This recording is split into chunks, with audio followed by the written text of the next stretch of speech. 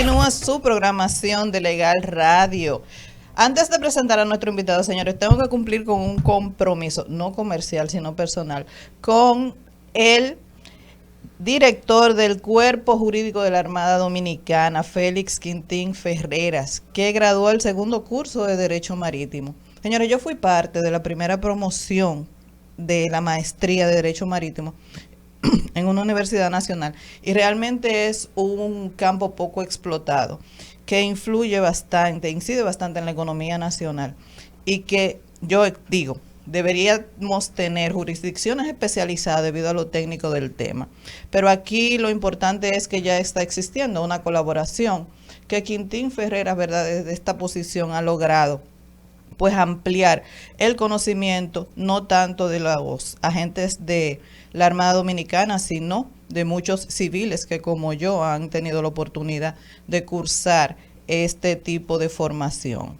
En esta ocasión participaron los ministerios de Industria y Comercio, Medio Ambiente, Trabajo, Relaciones Exteriores, Indotela, perdón, es decir que el derecho marítimo está creciendo, lo felicitamos y gracias Quintín por la sintonía. Entonces, retomando nuestro tema, está en cabina Daniel Pou. ¿Y qué decir del señor Pou?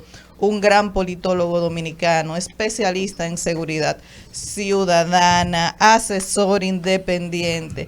Y para mí, en lo personal, me engalana con su amistad, con su trato diferencial y es un ciudadano comprometido y preocupado por nuestra seguridad como ciudadano. Bienvenido a su programa. Dígame. Diga, Gustavo. Muy buenos días a los distinguidos miembros de este equipo. Muchas gracias, Evelyn, por el privilegio que me concedes al considerarme entre tus amistades. Y pues yo en esta cabina, que no es un espacio extraño para mí, porque laboré en ella por casi 2 años, en el programa de Al Mediodía con Mariotti y compañía, y pues me siento indiscutiblemente un privilegiado en este momento.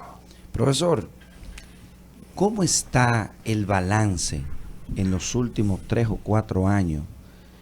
El incremento o no, si es una percepción o no, de la criminalidad, de la situación jurídica de los imputables y cómo usted analiza la lucha contra la corrupción, contra la trata, contra todo eso. Me gustaría saber su opinión de manera así, directa y llana, como usted siempre ha sido. Sí, mira, indiscutiblemente que el cóctel de ilícitos penales que se utilizan para hablar de criminalidad ha ido creciendo, no tan solo por el número de infracciones que se producen, que cada día son más, modalidades diferentes. Por ejemplo, el ciberdelito está campeando en nuestro territorio. Usted se siente en el DITCAT y cada minuto entran 2 personas a hacer una denuncia sobre estafa, suplantación de identidad, clonación de documentos, etcétera. Pero la bandeja de ilícitos penales ha ido creciendo. Pero un detalle fundamental en términos de variedad es que cada día hay mayores prácticas que nos dicen que en nuestro país la simple ratería ya no es el problema de los ilícitos penales. Estoy de acuerdo. Sino la capacidad que han ido desarrollando grupos criminales para taladrar todas las instancias posibles de nuestra sociedad. Y yo digo que esto tiene un antes y un después. Y si tomamos como referencia el año 2010, 2011, vamos a tener una visión clara de la situación. Mira, indiscutiblemente que existió un pacto entre el año 2010 y el 2011 entre los actores del crimen organizado. Recuerdo que eso fue una discusión que sostuve estando en Santiago de Chile con Rubén Silié en un evento de Flaxo sobre seguridad a nivel continental. Y yo le dije, la tendencia es a que las vías de los ilícitos penales se vayan unificando. Antes, el tema de trata de personas no tenía tangencias así evidentes con el narcotráfico, con el tráfico de armas, con los temas de incluso de delitos cibernéticos. Hoy en día vemos que los grupos han ido especializando nichos de delitos, y esto es a nivel continental, y que un mismo grupo se dedica a lavado de activos, a narcotráfico, a tráfico de armas, a ilícitos como suplantación de identidad.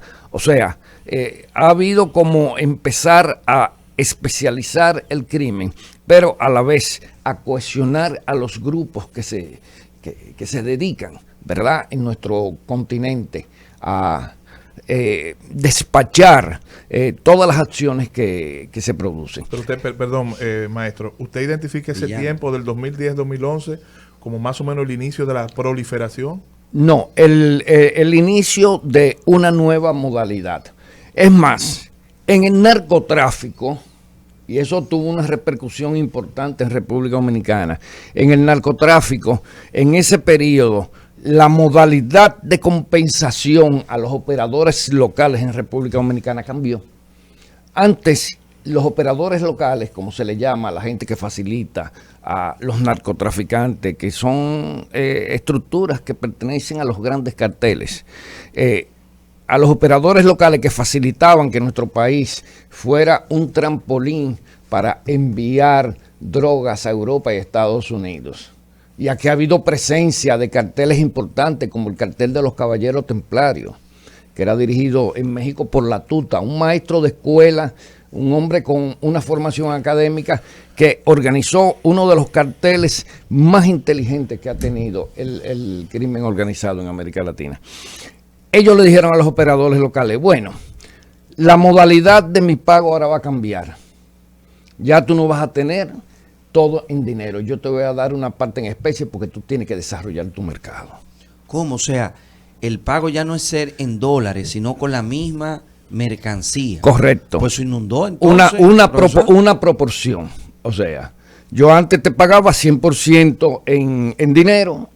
Ahora yo te voy a dar.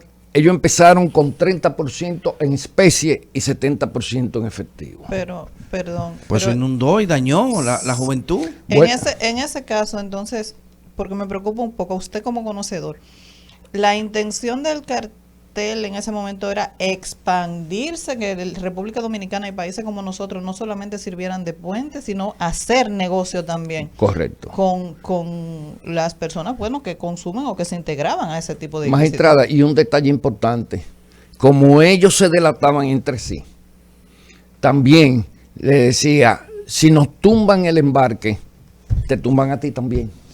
Sí. Un compromiso. Ese análisis, pero yo no queremos, es verdad, desperdiciar la presencia del maestro Daniel Pou aquí, pero no sé si con mi intervención pudiéramos irnos un poquito más, porque me interesa mucho el análisis que usted está haciendo.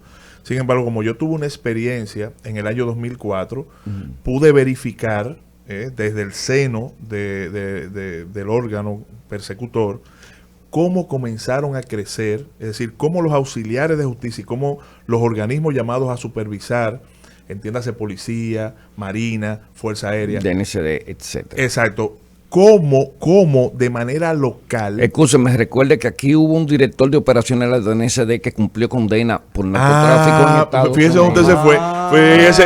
Fíjese lo que yo quise analizar. Que fue defendido a capa y espada por un expresidente de la DNCD. Entonces, fíjese, usted inicia en el 2010-2011 y le digo, no, maestro, vámonos un poquito más hacia atrás sobre el fortalecimiento de esos operadores locales y quiénes eran esos distribuidores que estaban en los pequeños barrios y cómo se fortalecieron a través del cobro de peaje. Es decir, en la medida que la autoridad lo dejaba operar, esos grupos se fueron fortaleciendo y entonces fueron profundizando los niveles del crimen organizado. Desde ahí ya 2004, 2003, 2005. Mira. Comiénceme desde ahí. Oye, la tírate dura, Gustavo. En el año, miren, Esto esto es una pregunta que es la clave para abrir la primera puerta de entrada a ese laberinto oscuro del crimen organizado. En el año 2000, en República Dominicana, la tasa de homicidios era de 13.2 homicidios por cada 100.000 habitantes. Tolerable. Tolerable esos números. Se había producido un exabrupto porque entre el año 98, y estoy hablando de las pocas cifras que existían, porque no había ningún observatorio sistematizado, y la Procuraduría General de la República fue que empezó a sistematizar cifras del delito. En el año 1998-99, la tasa andaba por 8 homicidios por cada 100.000 habitantes. O sea, tolerable, totalmente. Estábamos prácticamente en cifras de las mejores de América Latina. Cuando teníamos Honduras con 86 homicidios por cada 100.000 habitantes. Wow. Yo estuve en San Pedro Sula para esa época y recuerdo que en la mañana, a las 5 de la mañana, salían los camiones a recoger los muertos de las calles, porque San Pedro Sula es una vía importante del corredor del narcotráfico de Sudamérica, y los grupos allá se tumbaban entre sí. Y tú escuchabas toda la medianoche, estando yo en el hotel, el tableteo de las ametralladoras, los tiroteos y esas cosas. Entonces nosotros teníamos 13.2 en el año 2000, que ya era una cifra oficial porque funcionó por primera vez de manera sistemática el acopio de cifras. Entre el 2000, el año 2000 y el 2004, la cifra se disparó a 24.5 homicidios por cada 100.000 habitantes. Wow. Fíjense a ver, Luego, en el 2005, que es cuando se hace el lanzamiento del Plan de Seguridad Ciudadana por el gobierno del doctor Leonel Fernández, la cifra llegó al pico histórico más alto que hemos tenido en nuestra vida, de la etapa que hemos cuantificado. ¿Pero antes o después del plan? ¿Antes o después del plan? No, justo. Coincidieron el año y el plan. Pero el doctor Leonel Fernández, cuando ve que llegamos a 26.56 homicidios por cada 100.000 habitantes, convoca de urgente un grupo de consultores y decide implementar el plan. Te voy a decir que el plan de seguridad ciudadana, seguridad democrática, como él realmente se llamaba, nunca pudo en 7 años más que disminuir en 2 puntos la tasa de homicidios. La de homicidios. ¿O la frenó? Otra lectura. No, la llegó a bajar a 24. Pero no pasó de ahí, porque el plan se truncó por una serie de elementos que yo no quiero abundar aquí porque son amplísimos, pero que demostró que el Estado dominicano funciona como una suma de compartimentos estancos, incapaz de desarrollar sinergia para hacer efectivas las políticas públicas. Entendido. Entonces, vamos, y todo eso se demuestra con números, Sí. Yo estoy acostumbrado a trabajar con números, no con teorías. Entonces, por ahí anda muchísima gente, el jefe de la policía, diciendo que ellos fueron exitosos. Aquí nadie ha sido exitoso en la lucha contra el delito, y mucho menos contra el crimen organizado. El asunto es que en el 2012 empieza a configurarse un nuevo escenario. Yo he hecho labores de investigación, haciendo entrevistas cualitativas a delincuentes, metido en todos esos barrios. Y ellos lo conversan de una manera muy, podríamos decir, abierta, sí, sin tapujos. Entonces, ahí viene una situación. La parte que le corresponde a los operadores del narcotráfico en República Dominicana, había que colocarle en un mercado, porque ellos no tienen acceso a los mercados del primer mundo. Los mercados del primer mundo están establecidos. Muchas gracias. No, esto no. Están establecidos como territorios asignados a los grandes carteles. Porque si no se desatarían guerras y luchas entre ellos, que ni los ejércitos podrían, ni la Guardia Nacional de Estados Unidos podría controlar eso. Entonces, ¿qué dicen los operadores locales? Bueno, tenemos que venderla aquí, no tenemos otra alternativa. Ya el cartel de los Caballeros Templarios, que está hoy en día en baja porque su principal directivo, La Tuta, está preso. Uno de los carteles con la estructura más inteligente. De hecho, tenía una compañía de recoger chatarra en todo el mundo para venderse a la China. Ese dinero se depositaba en el Banco de la Corona inglesa y a partir de ahí ellos hacían unas operaciones de lavado de activos interesantísimas porque las facturas con las que respaldaban esas operaciones estaban abultadas para ellos poder tener un dominio legítimo de sus finanzas. Y yo digo que es uno de los carteles más, podríamos decir, sofisticados que hemos tenido en escena. Claro. Pero bien, entonces, ¿qué dijeron los operadores locales? Bueno, ¿qué vamos a hacer con esto? Tenemos la droga. Se empezaron a crear los puntos de droga en República Dominicana. Y el microtráfico. Del microtráfico.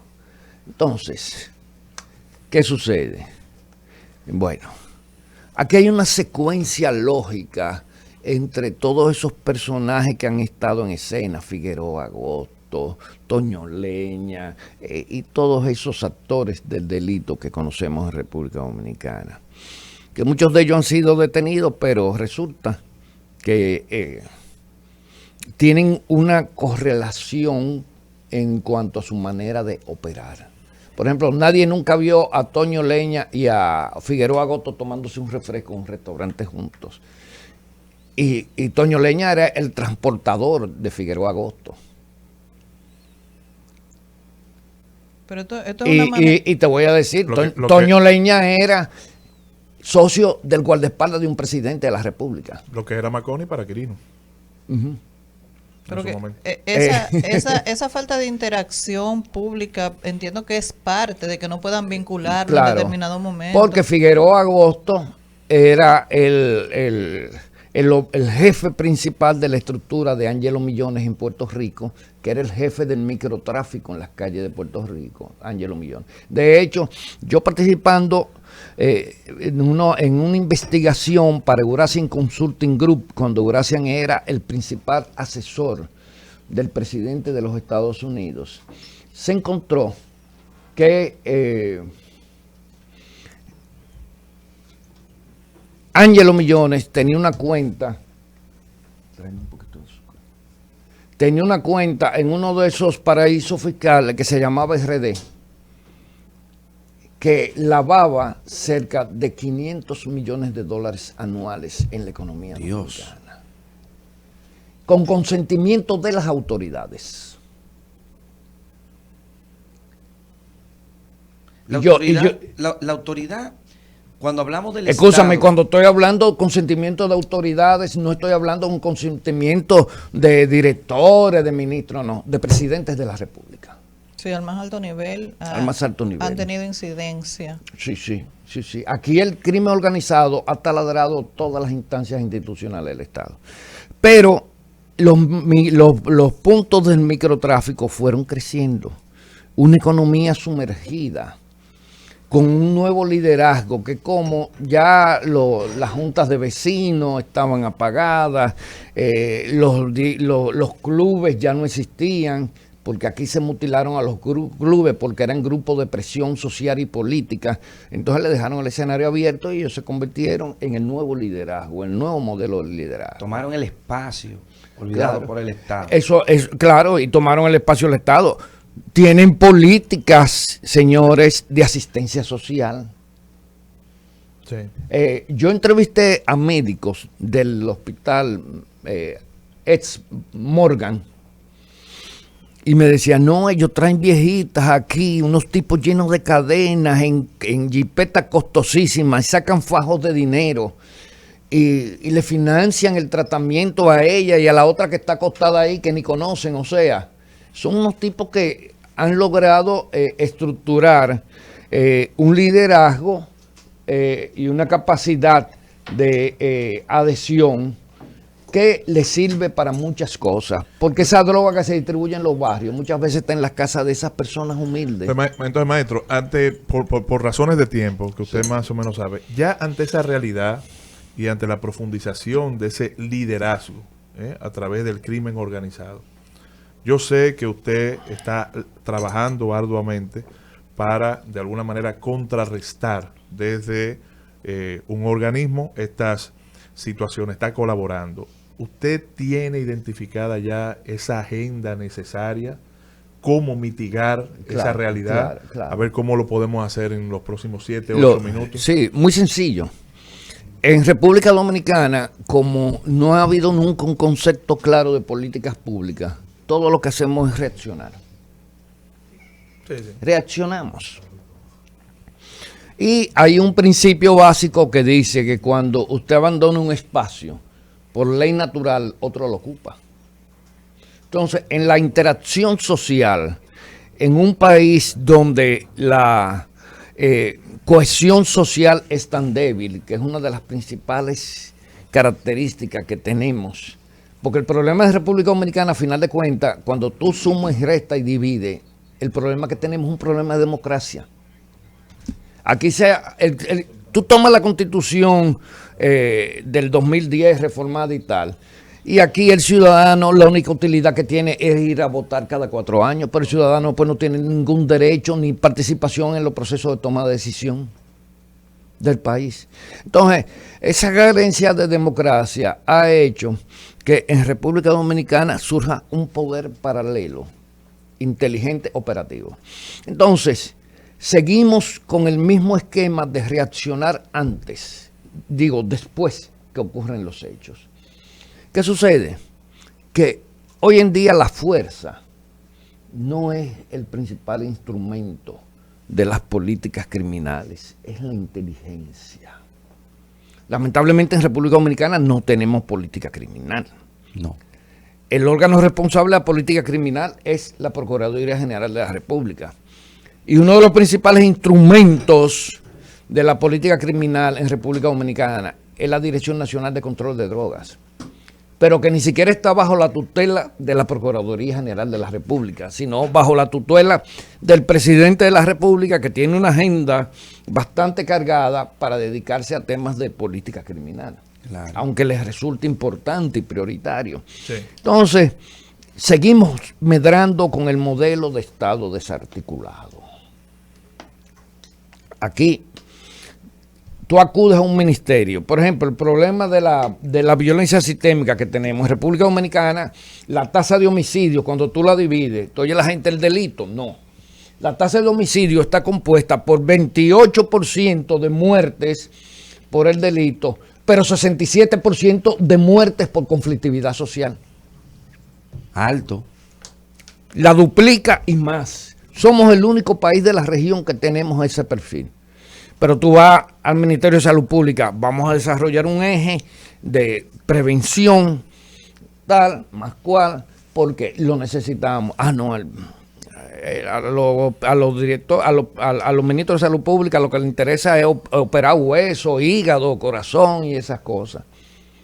Pero resulta que tenemos un 67% de homicidios por problemas, aparte de que somos una sociedad anómica, en el buen sentido durkheimiano, somos una sociedad enferma, donde la gente ha perdido la capacidad de dialogar para resolver los diferendos de la vida cotidiana, y lo más fácil es que saque un puñal o saque una pistola y maten al otro. Como sucedió en estos días en Santiago, un pobre hombre que lo chocan y él choca a otro y el tipo se baja del carro y lo mata a él, sin mediar palabra.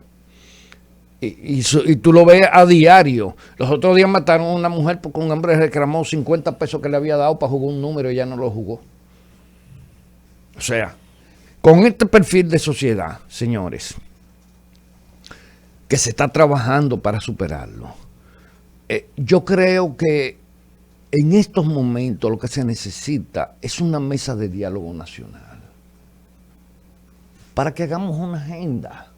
Y que todas las instituciones del Estado, todas las asociaciones profesionales, todas las asociaciones de carácter humanitario se pongan a una para tratar de solventar esa violencia sistémico-social. Pero también hay un tema que tenemos que poner en agenda. Es la vulnerabilidad que como sociedad presentamos frente a los embates del crimen organizado. El crimen organizado ha desarrollado una economía sumergida. Aquí hubo una embajada muy conocida que trajo un experto para estudiar el tamaño de esa economía sumergida. Y yo le voy a decir que si entre lavado de activos, microtráfico y cosas, esa economía sumergida puede estar en el 40% de lo que son las operaciones de negocios en el país. Pero es que no está lejos de una cifra que se manejó hace varios años en el mundo, de que de cada tres dólares que se producen en el mundo, uno es del crimen organizado, uno es de droga. Es decir, andamos por ahí, ya lo estamos superando. El 33.3. Yo quiero aprovechar al profesor para un tema. A mí me preocupa algo que está apareciendo en los últimos 2 años hacia acá, y es el tráfico de humanos. También. El tráfico de migrantes que se llevan a los dominicanos hacia países donde no hay visado y cruzan miles de kilómetros para llegar a la frontera con Estados Unidos, y murieron 12 personas, luego 9, y el índice de este año ha sido alarmante, y no veo, o no sé, profesor, si hay una respuesta del Estado con relación a eso. Pero ese tráfico de humanos, ¿cómo usted lo analiza en el contexto actual? ¿Y por qué casi todas las víctimas, en casi un 95%, son focalizadas en un sector que es Peravia, la provincia de Peravia? ¿Cómo todas las víctimas han sido de ese sector de vulnerabilidad? Sí, mira, como tú bien señalas, eso es una actividad del crimen organizado que se maneja con mucha sutileza. Sí, porque hay que convencer a la gente en meterse en una aventura de esa naturaleza. Y te voy a decir que hoy en día el tráfico de indocumentados es una de las actividades más rentables. Tú sabes por qué ellos suelen ir explotando nichos y se van trasladando. Antes era para el sur profundo, ahora están en Peravia, después estarán en las zonas más deprimidas siempre. Porque esas redes, constituirse como tal, porque están ofreciéndole algo a futuro, no inmediato, a las personas, pues toman más tiempo en consolidarse, se van desarrollando. Viene un feedback de efecto de demostración y todo el mundo se quiere montar en la ola. Y aquí hay provincia entera que todo el mundo tiene planes irse por esa vía. Entonces, luego se trasladan al Cibao, buscan nichos específicos. Y ahora mismo hay una campaña del Ministerio de Interior y Policía que está denunciando eso, la trata de personas. Y en sociedades, por ejemplo, como la venezolana, sociedad débil, donde las expectativas del ciudadano para sobrevivir están por el suelo, pues se hacen sumamente vulnerables. Sobre eso hay un estudio interesantísimo que yo descubrí en estos días, que produjo el PNUD de Naciones Unidas. Bueno, maestro, yo creo que quedarán varios programas con usted. Bueno, porque esa propuesta que acaba de hacer sobre una mesa nacional de diálogo sobre la situación de criminalidad que vive el país con el objetivo de buscar soluciones, yo creo que ha sido muy acertada y debemos darle seguimiento. Y Legal Radio se hace compromisario de una propuesta de ese tipo. Así que hemos llegado al final. Evelyn Manzano, gracias, querido maestro. Será hasta el próximo sábado. La institución más grande del pensamiento jurídico en radio se despide. Así que legalízate el próximo sábado con nosotros. Muchísimas gracias. Escuchas Legal Radio por Rumba.